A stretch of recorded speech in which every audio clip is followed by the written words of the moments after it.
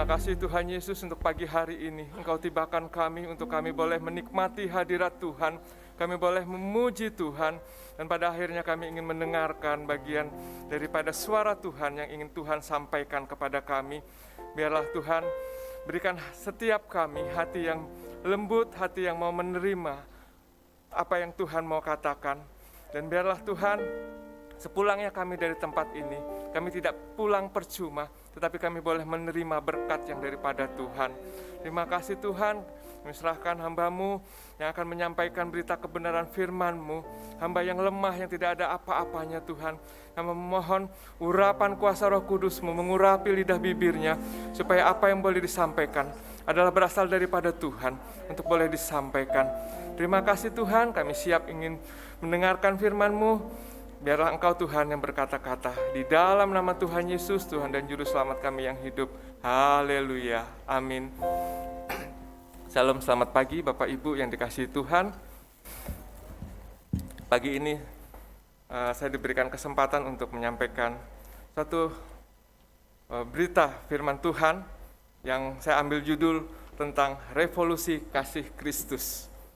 Bapak Ibu yang dikasihi Tuhan, kalau kita melihat kata revolusi seringkali diartikan sebagai kepada sesuatu yang bersifat kekerasan atau yang bersifat sesuatu yang ingin merubah secara paksa. Tetapi sebenarnya kalau kita melihat revolusi adalah suatu perubahan yang berlangsung secara cepat dan menyangkut dasar dari pokok-pokok suatu kehidupan. Suatu revolusi dulu kita mengenal ada revolusi industri di mana suatu perubahan terjadi dari orang melakukan segala sesuatunya mungkin dibantu oleh hewan, atau mungkin orang berjalan dari satu tempat ke tempat lain menggunakan berjalan kaki. Tetapi dengan adanya revolusi industri, orang sudah tidak lagi berjalan kaki dengan jarak tempuh yang cukup jauh, tetapi mulai menggunakan sepeda. Kemudian sepedanya dikasih motor, kemudian ditemukannya ketel uap, dan pada akhirnya ketemulah mobil yang kita pakai saat ini, bahkan sudah sampai sekarang mobil elektrik ya, mobil yang nggak perlu bahan bakar lagi. Ini adalah revolusi yang membutuhkan waktu untuk merubah dari satu keadaan tertentu menjadi keadaan yang lain, atau mengubah satu keadaan yang lama kepada suatu keadaan yang baru. Bisa sifatnya lebih baik atau lebih buruk, tetapi biasanya revolusi menghendaki adanya suatu perubahan dari perubahan yang lama menjadi suatu perubahan yang baru yang bisa dinikmati untuk kesejahteraan banyak orang. Nah, hari ini kita melihat revolusi adalah menghendaki suatu upaya untuk merubah, menjebol, membangun, memperbaharui sistem lama menjadi sistem yang baru. Nah, kalau kita bicara kasih, revolusi kasih, bagaimana tentang kasih? Tentu kita merevolusi kasih itu sendiri. Kasih yang tadinya kita hanya mungkin biasa-biasa aja, lihat orang biasa-biasa aja. Tetapi bagaimana kasih itu kita benar-benar bisa rubah menjadi satu yang berbeda daripada yang sebelumnya. Pada saat kita tahu, setiap kita tahu tentang kasih, tetapi bagaimana merubah kasih itu menjadi kasih yang luar biasa. Kasih yang tidak pura-pura, kasih yang benar-benar dilakukan di dalam setiap kehidupan hari lepas ke sehari. Jadi revolusi kasih atau revolusi kasih Kristus, di sini saya akan membawa pada perubahan dalam kehidupan keseharian dengan kasih yang berbeda daripada yang sebelumnya. Jadi bagaimana kita merubah apa yang ada di dalam hidup kita, kasih yang kita miliki, kasih yang Tuhan berikan, kasih yang kita tahu, yang selama ini kita belajar, bagaimana kita akan berjalan. Nah, kita akan melihat, saya akan mendasarinya dari Lukas 10, ayat yang ke-25 sampai dengan ke-37. Di sini mungkin sudah tidak asing lagi, judulnya Orang Samaria yang Murah Hati. Saya akan mengambil bagian demi bagian daripada pasal ini. Saya akan bacakan buat Bapak Ibu sekalian. Orang Samaria yang murah hati. Pada suatu kali berdirilah seorang ahli Taurat untuk mencobai Yesus. Katanya, "Guru, apa yang harus kuperbuat untuk memperoleh hidup yang kekal?" Jawab Yesus kepadanya, "Apa yang tertulis dalam hukum Taurat? Apa yang kau baca di sana?" Jawab orang itu, kasihilah Tuhan Allahmu dengan segenap hatimu, dan dengan segenap jiwamu, dan dengan segenap kekuatanmu, dan dengan segenap akal budimu, dan kasihilah sesamamu manusia seperti dirimu sendiri. Kata Yesus kepadanya, jawabmu itu benar, perbuatlah demikian, maka engkau akan hidup. Tetapi untuk membenarkan dirinya, orang itu berkata kepada Yesus, dan siapakah sesamaku manusia? Jawab Yesus, adalah seorang yang turun dari Yerusalem ke Yeriko. Ia jatuh ke tangan penyamun-penyamun yang bukan saja merampoknya habis-habisan, tetapi yang juga memukulnya, dan yang sesudah itu pergi meninggalkannya setengah mati. Kebetulan ada seorang imam turun melalui jalan itu. Ia melihat orang itu, tetapi ia melewatinya dari seberang jalan. Demikian juga seorang Lewi datang ke tempat itu. Ketika ia melihat orang itu, ia melewatinya dari seberang jalan. Lalu datanglah seorang Samaria yang sedang dalam perjalanan ke tempat itu, dan ketika ia melihat orang itu, tergelaklah hatinya oleh belas kasihan. Ia pergi kepadanya lalu membalut luka-lukanya. Sesudah ia menyiraminya dengan minyak dan anggur, kemudian ia menaikkan orang itu ke atas keledai tunggangannya sendiri, lalu membawanya ke tempat penginapan dan merawatnya. Keesokan harinya ia menyerahkan 2 dinar kepada pemilik penginapan itu, katanya, rawatlah dia, dan jika kau belanjakan lebih dari ini, aku akan menggantinya waktu aku kembali. Siapakah di antara ketiga orang ini menurut pendapatmu adalah sesama manusia dari orang yang jatuh ke tangan penyamun itu? Jawab orang itu, orang yang telah menunjukkan belas kasihan kepadanya. Kata Yesus kepadanya, pergilah dan perbuatlah demikian. Bapak Ibu yang dikasihi Tuhan, kasih dapat berarti pada suatu keadaan di mana perasaan sayang, rasa suka kepada sesama maupun kepada benda-benda tertentu. Tetapi sepintas kita melihat kata kasih dan kata sayang rasanya sama, tetapi sebenarnya kata sayang itu berbeda dengan pada kata kasih. Kalau kita melihat kata sayang, sesuatu yang kita berikan atau kepada yang pernah kita lihat atau yang kita kenal, atau pada suatu benda yang memang kita suka, maka kita bisa sayang. Artinya pada saat kita sudah melihat, kita baru timbul rasa sayang. Contoh, pada pasangan. Nggak mungkin dong kita ngajak pacaran kalau kita nggak kenal, ya nggak? Ya. Atau nggak mungkin dong kita nggak kenal, maka kita kemudian mengatakan saya suka dan segala macam. Itu kata sayang. Kemudian kalau kita lihat kata kasih, kasih itu dapat dilakukan kepada siapa saja. Mau kita kenal, tidak kenal, itu bisa dilakukan kepada siapa saja. Kita melihat orang di jalan membutuhkan uluran tangan kita. Kita punya kasih, maka kita bisa menolong orang itu. Perlu kenal nggak? Nggak perlu. Maka inilah yang harus dibedakan antara sayang dan kasih. Ya, kalau sayang kita kenal dulu baru kita sayang. Tapi kalau kasih nggak perlu kenal, kita bisa mengasihi. Jadi kasih itu sangat luas, dan kasih itu kita bisa lakukan kepada siapapun dan dimanapun, dan nggak harus orang itu bagaimana, tetapi kasih itu bisa kita aplikasikan dimanapun kita berada dan pada saat dimanapun.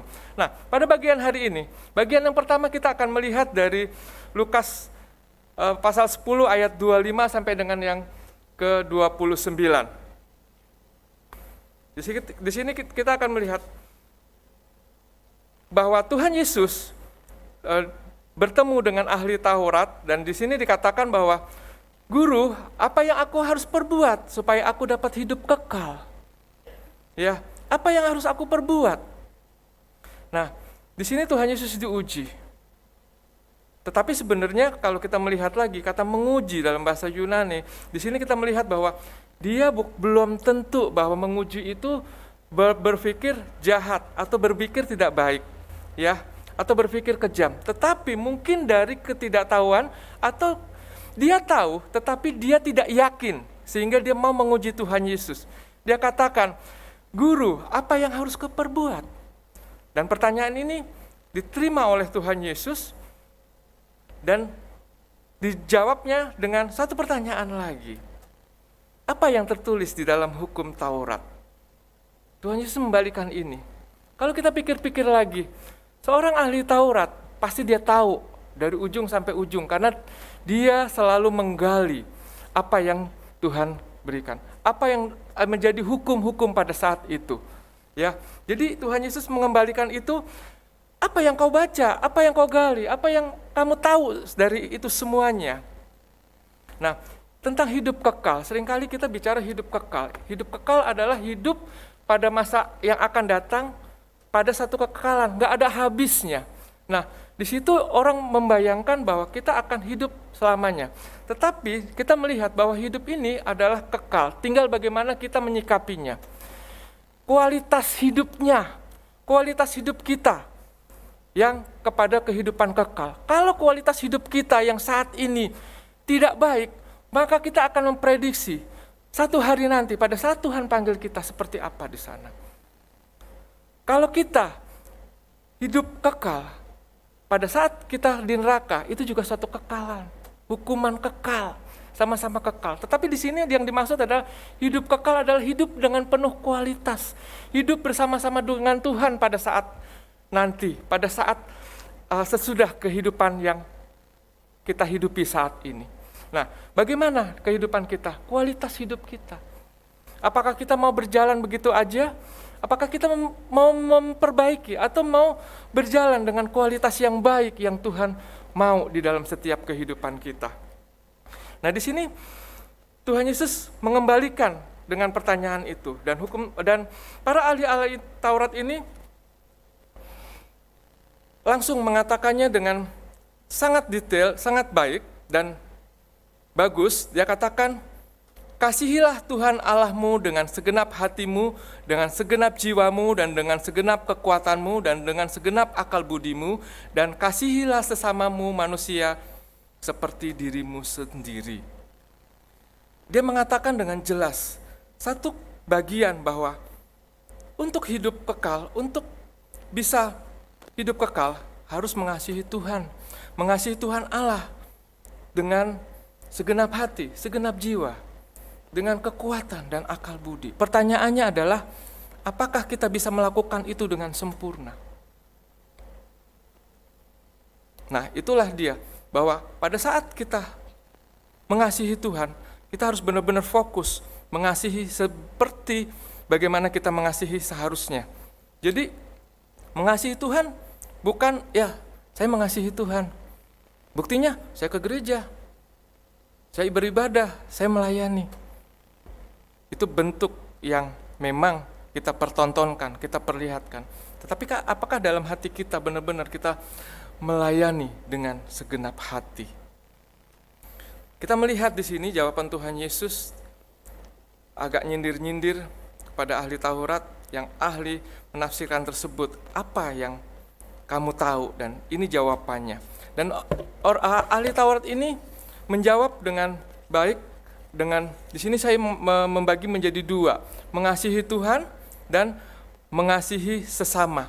Jadi ahli Taurat ini tahu ada bagian kalau saya mau hidup kekal, saya harus mengasihi Tuhan, tetapi saya juga mengasihi sesama. Hanya sayangnya dia tahu bagaimana mengasihi Tuhan, tetapi dia tidak mengasihi sesama. Ya, dan apa yang diucapkan oleh ahli Taurat juga sebenarnya adalah pengulangan dari ayat-ayat yang sebelumnya dalam perjanjian lama yang mungkin bisa kita lihat dalam Ulangan 6 ayat 5, dikatakan di situ, kasihilah Tuhan Allahmu dengan segenap hatimu dan dengan segenap jiwamu dan dengan segenap kekuatanmu. Di bagian Ulangan 6 boleh dikatakan, kasihilah Tuhan Allahmu. Atau di Imamat 19 ayat 18 juga dikatakan, janganlah engkau menuntut balas, dan janganlah menaruh dendam terhadap orang-orang sesebangsamu, melainkan kasihilah sesamamu manusia seperti dirimu sendiri.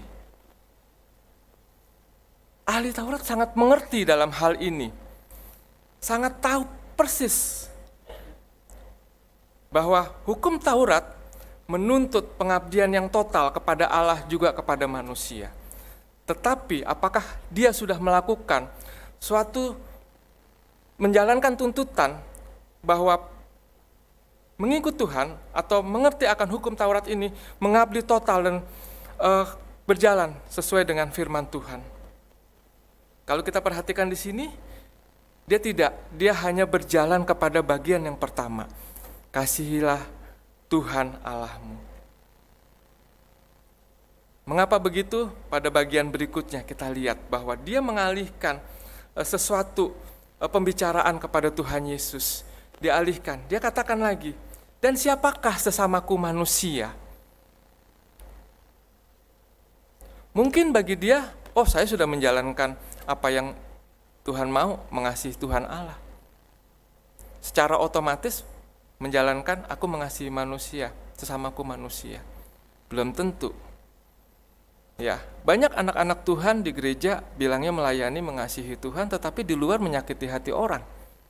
Ya, jadi bukan jaminan dia mengatakan aku mengasihi Tuhan Allahku, dia juga mengasihi sesamanya. Ya, banyak ya. Di berita di luaran ini kita melihat justru banyak masalah, banyak hal-hal yang terjadi dilakukan oleh orang-orang Kristen. Artinya apa? Dia ngakunya Kristen, dia ngakunya anak Tuhan, tetapi dia melakukan kejahatan-kejahatan berupa penganiayaan dan hal-hal yang lain. Apakah itu dikatakan kita mengasihi sesama kita manusia? Dia berpikir mungkin saya sudah beribadah, saya sudah mengasihi Tuhan, cukuplah. Mungkin, tetapi kita melihat di sini ada masalah yang kita lihat dari orang ahli Taurat ini. Kesalahan pertama mungkin kita melihat adalah menganggap bahwa dia telah memenuhi perintah yang pertama. Perintah itu dilakukan dan orang tahu siapa sih ahli Taurat. Yang kedua, dia berpikir bahwa dia dapat memenuhi perintah untuk mengasihi Tuhan dengan segala yang dia miliki dan mungkin tidak perlu mengasihi perintah untuk mengasihi sesama. Mungkin ini kesalahan yang dia pikirkan. Nah, pertanyaannya adalah bagaimana kita bisa mengasihi Tuhan yang tidak kelihatan, kita bisa mengasihi sesama manusia. 1 Yohanes 4 ayat 20-21 mengatakan, jikalau seorang berkata aku mengasihi Allah dan ia membenci saudaranya, maka ia adalah pendusta. Karena barang siapa tidak mengasihi saudaranya yang dilihatnya, tidak mungkin mengasihi Allah yang tidak dilihatnya. Dan perintah ini kita terima dari dia. Barang siapa mengasihi Allah, ia harus juga mengasihi saudaranya. Jelas firman Tuhan mengatakan, kalau dia mengasihi Allah, dia juga berarti harus mengasihi manusia. Bagaimana dia mengasihi Allah kalau dia tidak mengasihi sesamanya? Dia menyakiti sesamanya. Dia di gereja baik-baik, di luar nyakitin sesamanya. Omongannya nggak bisa direm. Gimana? Dia itu disebut mengasihi Allah. Semuanya hanya kemunafikan, kebohongan. Mempertontonkan bahwa saya orang baik, orang kudus. Tetapi sikap kita, mulut kita tidak pernah dijaga. Kita menyakiti orang lain. Kesalahan berikutnya dari ahli Taurat ini kita melihat bahwa dia ingin mendefinisikan kata sesama dengan sangat sempit. Sesama ya adalah orang-orang yang ada dekatku. Orang yang ada di dekatku ya bukan sesamaku. Mungkin itu yang dia pikirkan. Jadi dia salah dalam hal mendefinisikan itu. Salah dalam menerapkan mengasihi sesamamu manusia. Ya, pada saat saya merenungkan bagian ini, saya ada sedikit baca-baca dari buku dan saya cukup menarik membaca satu ilustrasi. Ada seorang ibu memiliki 4 anak. Dia tanya sama anaknya, anak-anakku, apakah engkau mengasihi aku? Anak-anaknya jawab, ya ibu, saya mengasihi ibu. Anak yang pertama ditanya, bagaimana engkau mengasihi aku? Waktu ibu sedang sakit, aku akan merawat ibu. Ibunya senang. Oh, terima kasih anakku. Yang kedua, ditanya, bagaimana engkau mengasihi aku? Kalau rumah kotor berantakan, aku bersihin. Aku cuci piring dan lain-lain. Ya, ibunya bilang, terima kasih anakku. Yang ketiga ditanya, bagaimana engkau mengasihi aku? Dia bilang, kalau ibu suruh aku pergi belanja, aku belanja. Aku suruh melakukan ngepel, aku ngepel seperti saudaraku yang lainnya. Tetapi yang keempat tanya, bagaimana cara engkau mengasihi aku? Ibu mau apapun yang ibu mau, aku akan lakukan. Apapun itu, dia bilang. Ibu sakit merawat, aku rawat. Ibu capek, aku minta pijetin, aku pijetin. Ya, satu bentuk kalimat, aku mengasihi ibu. Nah, pada suatu ketika ibunya mau kirim surat. Dia mau anaknya kirimkan surat itu. Pada saat itu hari hujan dan petirnya luar biasa. Dia datang ke anak-anaknya.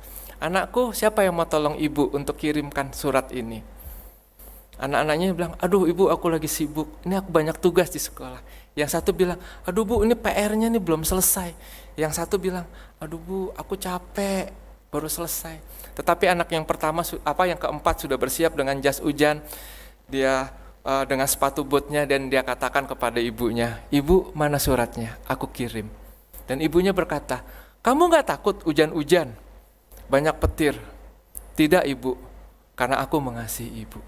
Nah, dari ilustrasi ini saya menggambarkan bahwa kita seringkali anak-anak Tuhan yang katanya memiliki kasih tadi, pada saat Tuhan suruh, aduh Tuhan saya capek, pelayanannya besok aja ya Tuhan. Atau mungkin kita bilang, oh melayani Tuhan harus begini, harus begitu. Tapi pada saat Pak Gembala bilang, besok kamu pimpin pujian ya, aduh besok saya mau pergi bu, saya lagi sakit. Atau mungkin dikatakan, oh besok kamu jadi usher greeter ya di sana. Aduh, Pak, saya pulang malam capek, mungkin saya bakal bangun kesiangan. Itulah yang ditunjukkan kita anak-anak Tuhan pada saat kita disuruh melayani Tuhan. Katanya kita sayang sama Tuhan, katanya kita menjalankan apa yang Tuhan mau. Firman Tuhan dari A sampai Z dia tahu, tetapi aplikasinya dia tidak melakukannya. Dia tidak lagi menunjukkan sayangnya dia sama Tuhan, tidak menunjukkan kasihnya dia sama Tuhan. Ya, banyak kita temuin anak-anak Tuhan seperti itu. Memberi komentar banyak, tetapi pada saat dia diminta, dia mundur. Apakah itu bentuk daripada mengasihi Tuhan? Ini bagian pertama yang akan kita lihat, bahwa ahli Taurat mengatakan, kasihilah Tuhan Allahmu dan sesamamu. Pada bagian yang lain kita akan melihat bahwa ahli Taurat ini mendefinisikan sesama manusia menjadi beberapa bagian. Saya lihat bagi di sini. Dan itu kita akan membaca dari ayat yang 30 sampai 35, kita perhatikan bahwa di situ Tuhan Yesus berkata menyampaikan ilustrasi. Ada seorang yang turun dari Yerusalem ke Yeriko, ia jatuh ke tangan penyamun-penyamun, dan bukan saja dirampoknya habis-habisan, tetapi ia juga memukulnya, dan sesudah itu pergi meninggalkannya setengah mati. Kita melihat di sini, bagian yang pertama adalah orang yang malang, orang yang berjalan dari Yerusalem menuju ke Yeriko. Kenapa diilustrasikan tempat ini? Tempat ini dikenal di masanya adalah tempat yang mungkin serem, rawan, dan segala macam. Dan kita melihat di sini bahwa orang ini berjalan tidak menggunakan perhitungan, sehingga dia berjalan dan dianggap bahaya itu biasa aja, pasti bisa lewat. Dan pada akhirnya orang ini jatuhlah kepada orang-orang yang merampoknya. Dan kita melihat orang yang malang ini mungkin juga adalah seorang yang sangat sembrono, sangat bodoh, tidak memiliki perhitungan yang tepat bagaimana dia harus menuju dari Yerusalem ke Yeriko. Dia harusnya bisa jalan bersama-sama, berombongan, ataupun dia bisa berjalan melewati tempat yang lain, dia berputar. Tetapi orang ini tidak melakukannya, dan pada akhirnya adalah dia dirampok. Dia orang yang malang. Dia jatuh dan dia tidak dapat bangun lagi. Dia dikatakan dia sampai setengah mati. Nah, Ini orang yang pertama. Orang yang kedua kita melihat adalah imam dan orang Lewi. Kita melihat para imam dan orang Lewi ini justru melewatinya. Kita tahu mereka orang-orang yang seharusnya mengerti berbuat baik, mengerti melakukan apa yang Tuhan mau, tapi justru dia melewatinya. Dia tidak mau menolong orang tersebut. Nah, mungkin juga di sini dia punya alasan-alasan tertentu. Ya, alasan-alasan yang mungkin menurut dia masuk akal, ya. Alasan-alasan yang dia gunakan bisa aja, jalan ini bahaya, jangan-jangan waktu saya bantu orang ini, dia cuma pancingan aja nih. Saya dirampoknya juga. Jadi daripada saya bermasalah, saya tinggalkan. Atau mungkin dia katakan, wah saya harus ke bait suci, dan saya harus melayani Tuhan. Ya, banyak anak-anak Tuhan pada saat ada tetangganya mungkin minta tolong dengan alasan, wah saya harus ke gereja. Saya ke gereja dulu ya, nanti sama yang lain aja. Bisa aja itu. Ya, itu alasan yang mungkin masuk di akal. Ya, atau mungkin, aduh saya buru-buru karena keluarga saya menunggu. Bisa aja.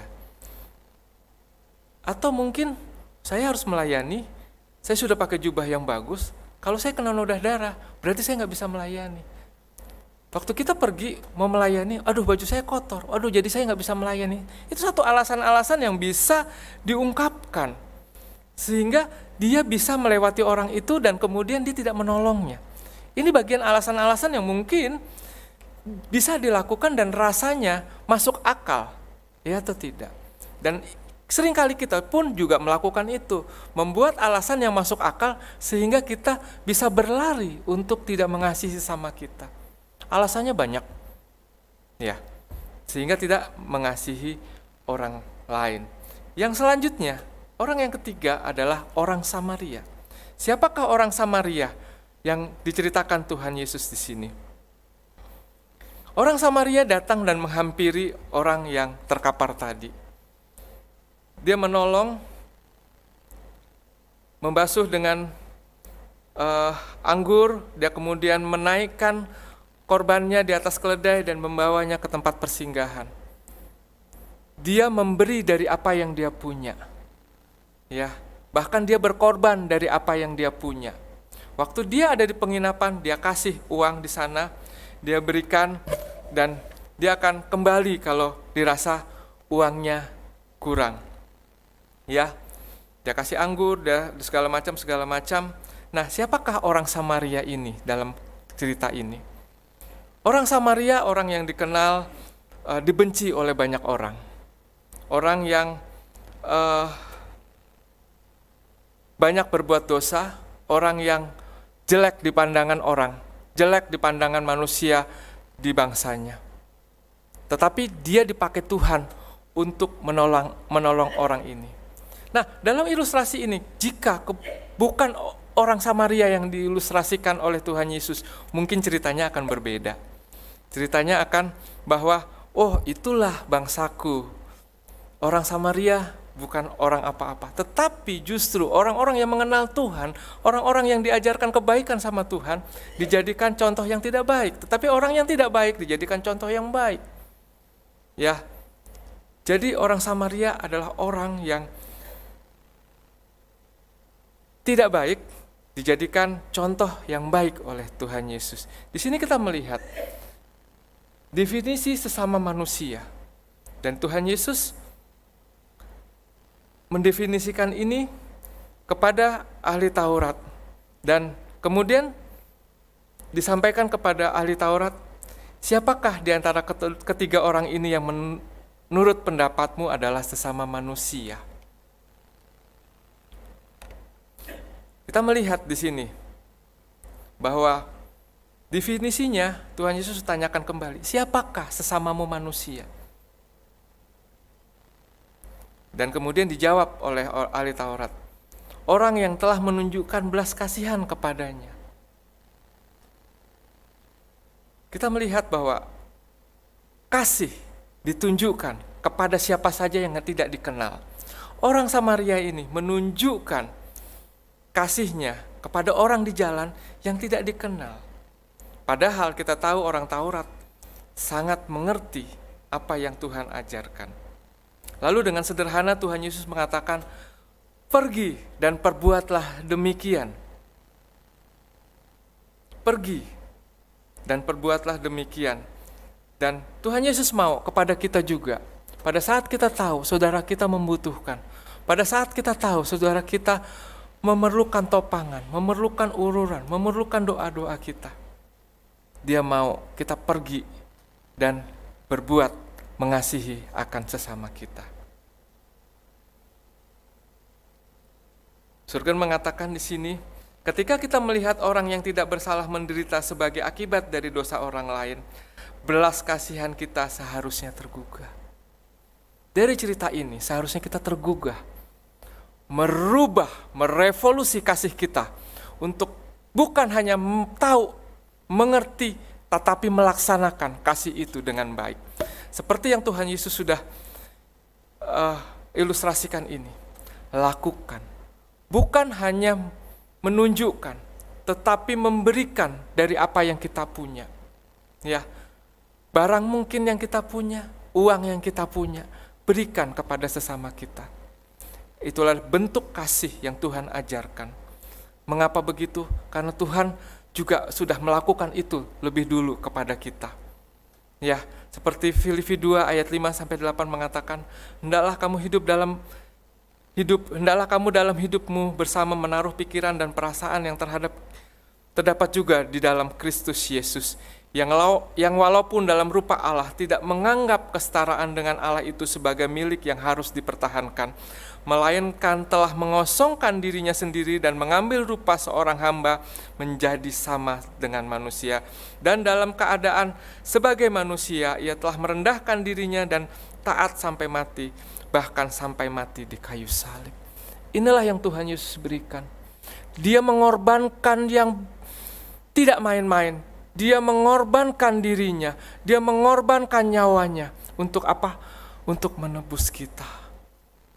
Artinya apa? Dia begitu mengasihi kita sehingga dia mau kita berjalan mengasihi sesamanya. Bukan dengan biasa-biasa saja, tetapi dengan suatu perubahan yang luar biasa kita lakukan untuk Tuhan. Yohanes 3 ayat 16 yang populer kita tahu juga, karena begitu besar kasih Allah akan dunia ini sehingga ia telah mengaruniakan anaknya yang tunggal supaya setiap orang yang percaya kepadanya tidak binasa melainkan beroleh hidup yang kekal. Sangat sederhana. Mau percaya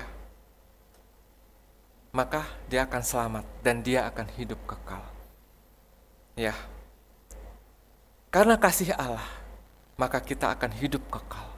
Karena kasih Allah, kita diselamatkan. Kalau kita sudah diselamatkan, apakah kita tidak memiliki dorongan, tidak memiliki rasa tergugah untuk mengabarkan kasih itu, untuk menerapkan kasih itu, sehingga orang lain boleh percaya dan boleh dimenangkan? Pagi ini Tuhan Yesus berkata, mari kita merevolusi kasih kita, sehingga kasih itu tidak hanya kita tahu, tetapi benar-benar kita lakukan. Bukan hanya pada saat kita beribadah, kita melakukan kasih. Tetapi setelah beribadah, dimanapun kita berada, saat apapun, kita boleh menunjukkan kasih kita yang luar biasa, yang Tuhan sudah berikan kepada kita. Amin. Mari kita masuk di dalam doa. Bapa di surga, terima kasih untuk pagi ini kami boleh merenungkan tentang kasih yang Tuhan sudah berikan kepada kami, bahwa ada bagian di mana kami boleh mengasihi Tuhan juga mengasihi manusia. Bahwa kasih itu harus dilakukan dengan sungguh-sungguh, sepenuh hati, sepenuh jiwa. Dan Tuhan, pagi hari ini kami mau untuk melakukan itu seperti Tuhan mau dalam setiap kehidupan kami. Dan biarlah kami benar-benar melakukannya itu tidak lagi seperti hari-hari yang sudah berlalu, tapi benar-benar kami melakukannya dengan baik. Tuhan Yesus, firman-Mu telah selesai disampaikan. Biarlah ini Tuhan terus berkata-kata, bahkan menyempurnakan dalam setiap kehidupan kami. Sehingga kami benar-benar menjadi anak-anak Tuhan, yang berjalan di jalan Tuhan, yang berjalan di dalam kehendak Tuhan. Sehingga kami melakukannya dengan baik, dan suatu kelak kami benar-benar boleh hidup kekal bersama-sama dengan Tuhan. Dengan kualitas hidup yang saat ini kami jalani, maka kualitas hidup kami nanti dalam kekekalan kami boleh bersama-sama dengan Tuhan. Terima kasih Tuhan Yesus, di dalam nama-Mu kami berdoa dan kami mengucap syukur. Haleluya, amin.